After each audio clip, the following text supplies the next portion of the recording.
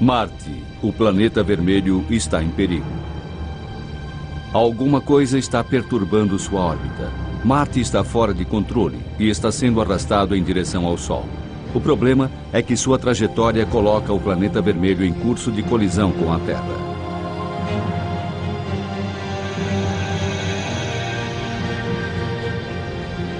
Ficção, talvez, mas não se engane. A possibilidade de um impacto como esse já foi uma grande ameaça para a Terra, mas acabamos tendo sorte.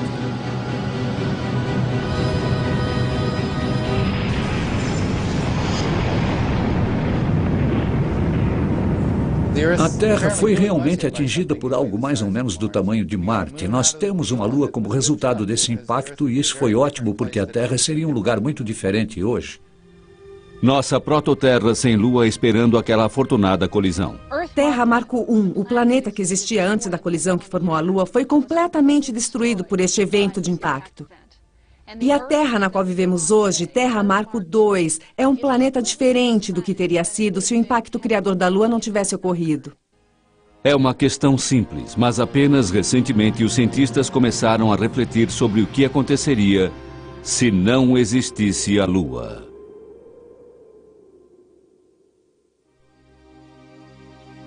Se não tivéssemos um Sol, não existiria vida na Terra. Na verdade, a própria Terra não existiria.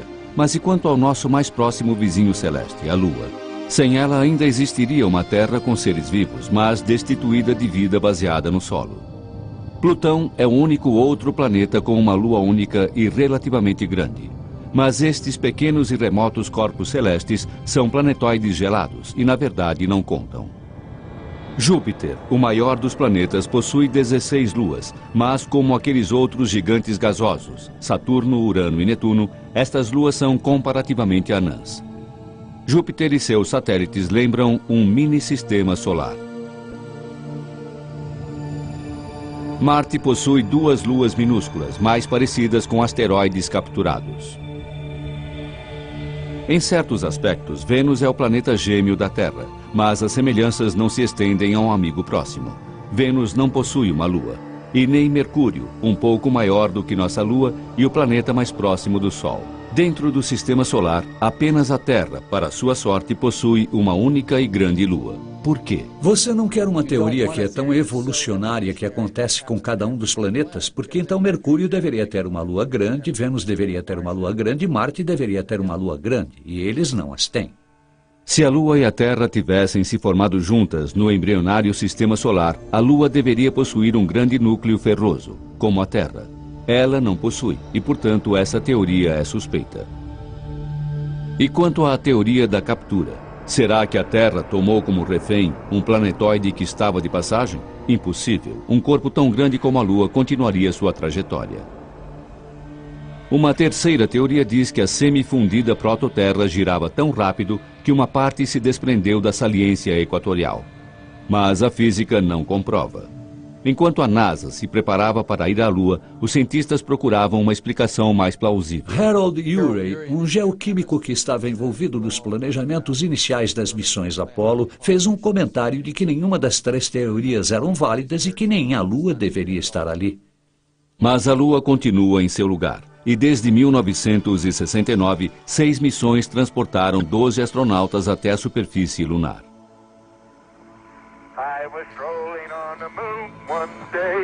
Mas os primeiros pousos da Apollo são sobre bandeiras e pegadas.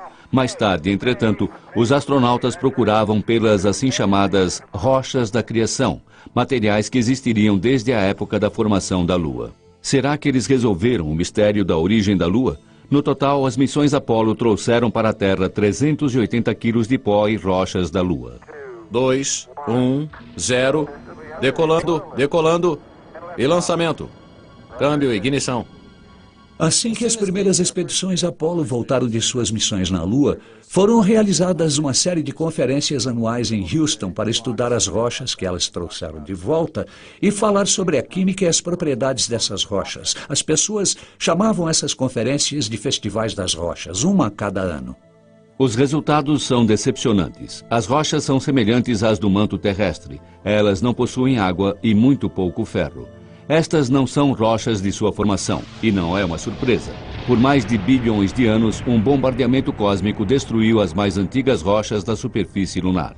Até certo ponto, a busca pelas rochas de sua origem foi um esforço inútil. O homem andou sobre a Lua e os teóricos de sua origem não deram grandes passos. Vários cientistas se reuniram e começaram a pensar. Já se passaram cerca de 10 anos desde o final das missões Apollo e deveríamos estar conhecendo mais sobre a origem da Lua e os primórdios de sua história. Ao se concentrar apenas nas análises das rochas, Hartmann acredita que seus colegas deixaram de lado um quadro mais amplo. Ele está convencido de que os impactos são a pista a seguir. A Lua é um completo registro de 4,5 bilhões de anos de colisões no espaço, e ela já foi vítima de algumas fortes pancadas, não imediatamente óbvias, do hemisfério que se volta para a Terra. Antes da Apollo, quando a face oculta da Lua era quase desconhecida, Hartmann tentou mapear as crateras nos limites do hemisfério visível. Num laboratório, ele e um colega montaram um globo especial. Projetamos as melhores fotografias naquele globo, seguimos para o lado e então descobrimos uma nova variedade de características que as pessoas haviam ignorado. Manchas grandes, concêntricas, enormes crateras de 1000 quilômetros de diâmetro representam uma das conexões com minha própria teoria de que a Lua havia sofrido grandes impactos e que no início existiam grandes corpos vagando pelo sistema solar, colidindo com outros planetas. E para cada impacto na Lua, 25 ocorriam na Terra.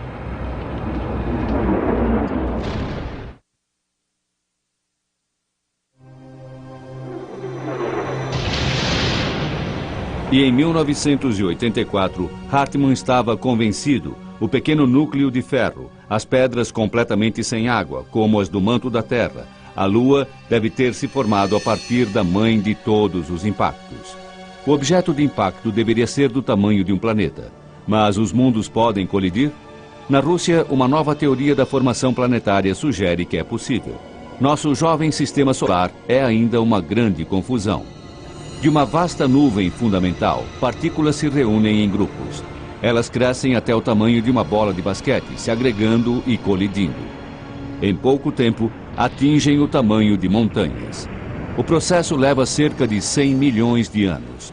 Estamos no estágio final de colisão dos planetas. Um planetoide destrói o manto de Mercúrio. Destroços seguem na direção de Vênus. Mais além está a Terra, terceira rocha a partir do Sol. Mas em seguida, no espaço antes de Marte, um planeta extra, um intruso estranho chamado Orfeu. Sua órbita está muito próxima da Terra. Em seu caminho, desastre.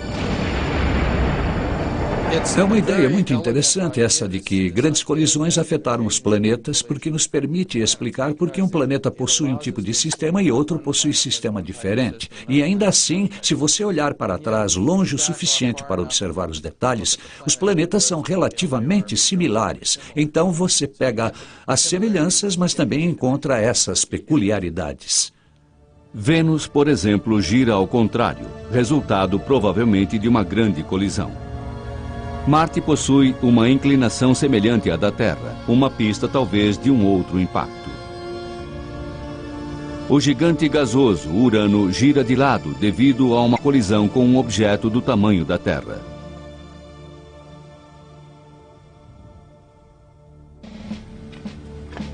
Entra em cena um especialista em impactos. Baseado como Hartmann em Tucson, Arizona, Jay Melosh não acredita na teoria de Orfeu, mas está disposto a colocá-la à prova. Como cientistas, estamos interessados em saber o que acontece quando dois planetas colidem, mas nunca seremos capazes de realizar experimentos com impactos reais de planetas. Então precisamos de outra forma de coletar informações sobre o que acontece durante uma colisão planetária. Melosh procura especialistas em impactos, os militares. O que fazemos, assim como os militares, quando enfrentam um problema para determinar os efeitos de explosões nucleares acima do solo, é utilizar um código de computador. No Novo México, uma conversa com um dos funcionários dá a Melosh acesso a um computador do Sandia National Laboratories. Este é um computador confidencial e, portanto, não pude nem mexer no teclado. Meu colega fez perguntas sobre os dados relacionados ao problema. E ele, por exemplo, me perguntou qual o diâmetro do alvo. E eu dei a ele o diâmetro da Terra. Algumas cabeças se levantaram na sala, o alvo é a Terra. Depois eles perguntaram qual o diâmetro do projeto e eu forneci metade do diâmetro da Terra. Algumas outras cabeças se ergueram ao nosso redor. E em seguida, a velocidade do impacto, 11 km por segundo. Finalmente, por causa do entusiasmo de todos na sala em relação a esta gigantesca colisão, esta simulação se transformou em prioridade e os resultados foram revelados. Podíamos ver a colisão de um planeta, ver esta enorme explosão de gases acontecendo, e foi esse tipo de simulação que permitiu descobrir novos fatores relacionados à compreensão do que acontece nesse tipo de desastre. Então, o que acontece quando dois mundos colidem? Já vimos filmes sobre colisões de planetas e coisas como Guerra nas Estrelas, onde planetas explodem instantaneamente. Não é assim que as coisas funcionam. Os planetas são tão grandes e os eventos ocorrem lentamente. Se você voltasse no tempo, 4,5 milhões de anos atrás, quando o planeta Orfeu colidiu com a Terra, você veria as coisas acontecendo como se fosse em câmera lenta. Orfeu se aproximaria, um corpo com cerca de metade do diâmetro da Terra, e lentamente colidiria com a Terra, penetraria nela e nuvens de vapor seriam expelidas, mas tudo num período de 20 minutos a meia hora.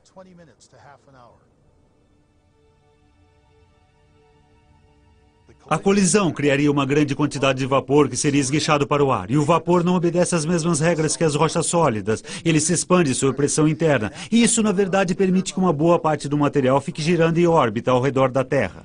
Hartmann nos dá o impacto. Melosh coloca os destroços na órbita.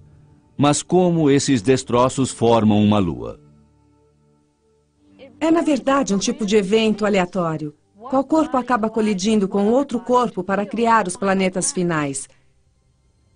Uma dessas colisões aleatórias veio a acontecer no ângulo exato, com a velocidade certa, para formar nossa Lua.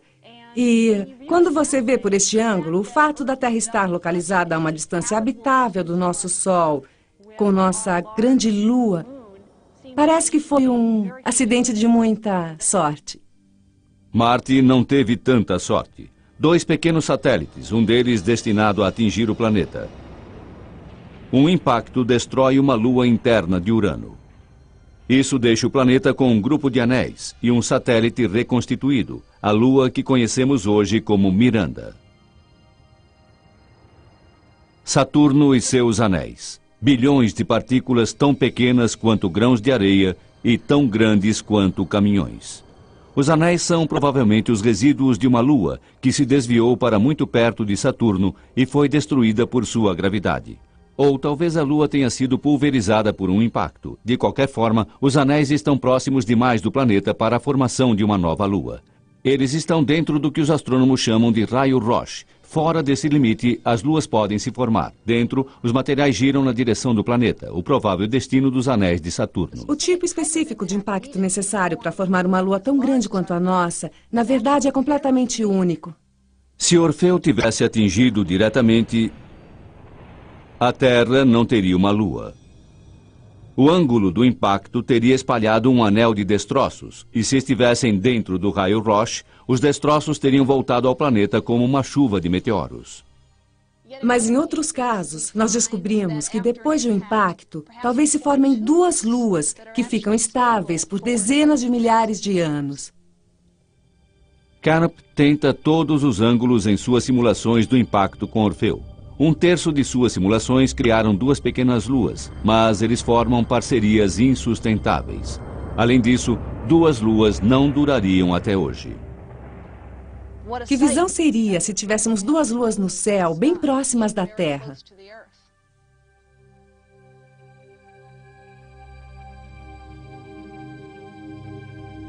Com 2 luas, a lua menor e mais próxima ou cairia na Terra ou as luas acabariam por colidir. Mas para produzir nossa lua, Canopy escolhe uma abordagem mais indireta. Descobrimos que se você faz o impacto acontecer a um ângulo bastante descentralizado, de uma forma que o objeto quase não atinja a Potro-Terra inteiramente, esta configuração é muito boa para colocar o objeto em órbita. O impacto descentralizado pode destruir parcialmente o corpo que está colidindo, que então se afasta da Terra e temporariamente se reestrutura antes de voltar para um segundo impacto.